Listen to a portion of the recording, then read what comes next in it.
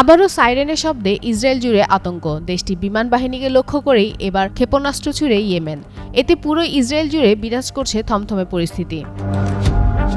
শুক্রবার স্থানীয় সময় রাত ১টার দিকে এই নিয়ে একটি প্রতিবেদন প্রকাশ করে ইসরায়েলের সংবাদ মাধ্যম ইয়েদিওত আহরোনোত। সেখানে বলা হয়, ইয়েমেন থেকে ছোড়া ক্ষেপণাস্ত্র হামলার কারণে দক্ষিণ নেগেভ এবং ডেড সি অঞ্চলে সতর্ক সংকেত শোনা যায়। আক্রান্ত এলাকাগুলোর মধ্যে ছিল আরাদ, কিরিয়াত আরবা ও আইন গেদি। এদিকে গাজায় ইসরায়েলি বাহিনীর হামলা আবার শুরু হওয়ার পর ইয়েমেনের বিদ্রোহী গোষ্ঠীরা ইসরায়েলের দিকে ক্ষেপণাস্ত্র ও ড্রোন হামলা বাড়িয়ে দিয়েছে বলে মনে করছেন বিশ্লেষকরা। মূলত ২০০৩ সালের নভেম্বর থেকে ইয়েমেনের বিদ্রোহী গোষ্ঠীরা Red Sea, Gulf of Aden ও আরব সাগরের বাণিজ্য জাহাজগুলোকে নজরে রেখে আসছিল। তাদের মতে, ইসরায়েলের উপর এই হামলা গাজা উপত্যকায় ফিলিস্তিনিদের উপর ইসরায়েলি হামলার প্রতিবাদ।